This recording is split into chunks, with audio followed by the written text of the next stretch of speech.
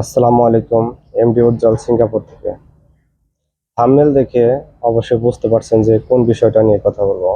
সেটা হচ্ছে, আমরা যারা সিঙ্গাপুর আসতে চাচ্ছি বা আমাদের ছেলে সন্তানকে সিঙ্গাপুর পাঠাতে চাচ্ছি, তারা একটা বিষয় নিয়ে কনফিউজ হয়ে যান। সেটা হচ্ছে এজেন্ট ফি কম এত বেশি লাগে কেন?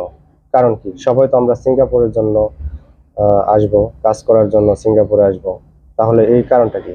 সেই বিষয়ে উম, আশা করি পুরো ভিডিওটা দেখবেন, বুঝতে পারবেন, ক্লিয়ার হতে পারবেন। আর কারো কাছে কোনো কিছু জিজ্ঞেস করতে হবে না। ধন্যবাদ। ফার্স্টেই আপনাকে বলে নিচ্ছি যে আমি যে টাকার অঙ্কটা বলবো এটাই কিন্তু ফিক্সড না। কারণ বাংলাদেশের এজেন্সি, বাংলাদেশ বলতে তো বোঝেন কিরকম, বাংলাদেশের এজেন্সি এর চেয়ে বেশিও নিতে পারে।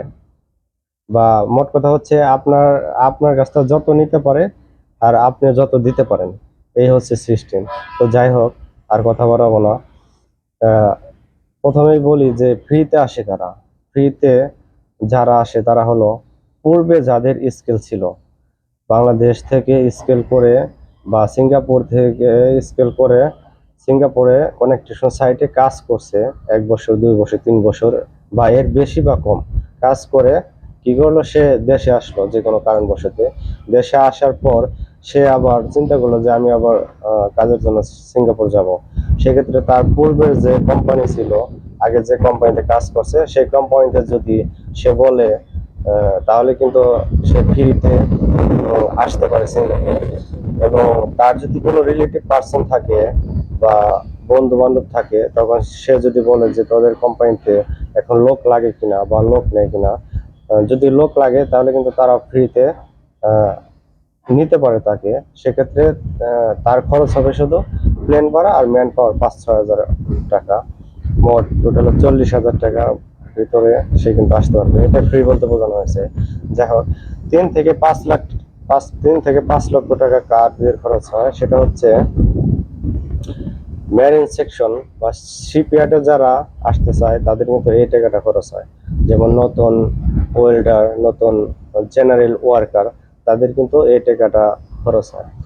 5 থেকে 7 লক্ষ বা 8 লক্ষ এরকম খরচ হয়। সেটা হচ্ছে প্রসেস কানেকটেশন সাইট। এখানে কিন্তু এই টাকাটা খরচ হয়। আর 12 থেকে 14 লাখ টাকা খরচ হয়, এটা হচ্ছে কানেকটেশন সাইট।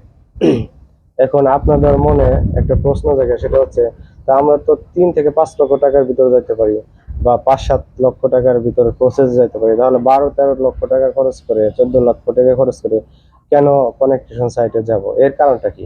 তো সেই বিষয় নিয়ে আমি আরেকটা ভিডিও করব, যে 14 লক্ষ টাকা দিয়ে যদি আপনি সিঙ্গাপুর আসেন, তো আপনি কত বছর পর্যন্ত কাজ করতে পারবেন, আর স্যালারিটা কিরকম হবে বা এর ভ্যালুটা কি। এবং 3 থেকে 5 লক্ষ টাকার ভিতরে যদি আপনি মেরিন সেকশনে আসেন, এর স্যালারিটা কিরকম, কতদিন থাকতে পারবেন, এর ভ্যালুটা কিরকম, কোনটা ভালো, বা প্রসেসে আসবেন, এটা কিরকম, এই বিষয় নিয়ে আর একটা ভিডিও করব। আশা করছি সে ভিডিওটা দেখবেন, সম্পূর্ণ ক্লিয়ার হবেন। ধন্যবাদ। আসসালামু আলাইকুম।